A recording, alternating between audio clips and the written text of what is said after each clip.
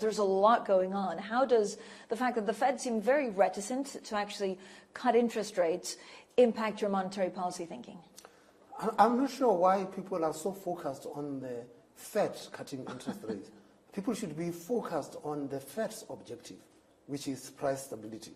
And so for us as a small open economy, the decisions taken by the Fed affect global financial conditions, and to that extent has an impact on the direction of capital flows. But as far as we are concerned, we know that the stance of the Fed changes relative prices in the financial markets, could lead to a realignment of exchange rates.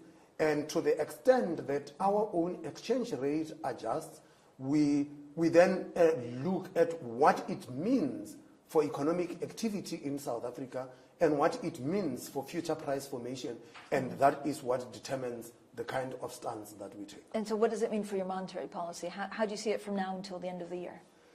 Well, monetary policy is still very much focused on price stability. We actually expect that we will be back within target in the first half of 2025.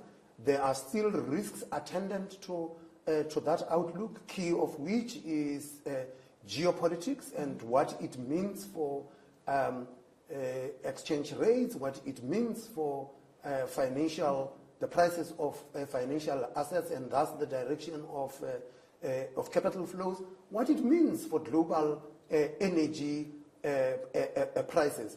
And that would then affect the interaction of the South African economy with the global economy, and so we have got that outlook that we will get back into target in the new year, and it is that returning to target that determines what happens with monetary policy. So what's been the most difficult part in actually achieving that goal for the last 3 years? There have been too many moving parts. There was a lot of excitement last year when inflation in South Africa declined to 4.7%, and it was like, this is now the new trajectory. And we were very cautious about it because we felt that there were still risks to the inflation outlook, and we were right because inflation did tick up. And for a long time, we had emphasized that the risks to the inflation outlook are on the upside. At our most recent meeting, we changed that stance, and we said that we see the risks to the inflation outlook to be balanced, and that is what we are seeing. We are more confident now that we are getting back to target in spite of those risks. The risks we think are balanced. Governor, are there a couple of things that still concern you, though, in achieving those goals? Yes. I mean, I had mentioned geopolitics, and of course, at the moment, the El Nino effect, we do not know to what extent will this El Nino, how intense this El Nino would be. We do know what it means for food prices if it is intense, and like many emerging markets, food does constitute a significant weight in our inflation basket, and as such, many low-income households spend more of their money on food, and that becomes a concern for us. We still are worried about what happens to the oil price globally. But in as far as the domestic economy is concerned, inflation expectations are still outside of our target, but they had been declining.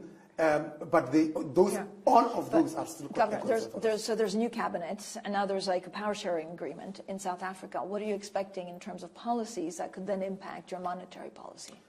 We don't expect an impact on monetary policy for the simple reason that the South African Reserve Bank is a creature of the Constitution.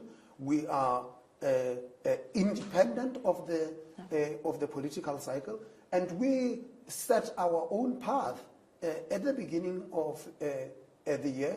And for example, at the beginning of we didn't know when the elections would be. The president announced the elections coincided with our monetary policy committee meeting. We just proceeded with our with that. So the constitution of the government of national unity became positive because there was a concern in the market about what kind of coalition would emerge. But we are South Africans. We are South Africans. We have conquered adversity before. And faced with this, our leadership was forced to come to the forth. So, but Governor, do you have a clear idea of fiscal policy that they could put in place that could have an impact on what no, we you do not. We do not have an idea. We will get that when the budget policy statement is tabled in later this year. We do take comfort, by the way, that we still have the same Minister of Finance that we have been talking to, who has always been providing guidance and leadership on macroeconomic policy, and that gives us comfort. What gives you the most trouble, I guess, for the next 12 months? We talked a little bit about geopolitics, the price of oil, some of the concerns that you have, but is it the unexpected or is it market behavior? You know, if there are things that are expected, we can manage them. And in the final analysis, you get hit by things that you never expected. We could go back and look at the time of COVID. None of us expected it. You can go back and look at the great financial crisis. We didn't expect that. To the extent that there are things that you expect, you can plan for them. In the current environment, all central banks are faced with this environment of uncertainty. And that is why I think that you will find that markets will tend to react to a data point rather than a trajectory. And that just reflects the uncertainty that is out there. Governor, the central bank also recently increased the amount of excess cash commercial lenders can hold with it and earn interest. Do you have an idea of how much that was picked up or the amount?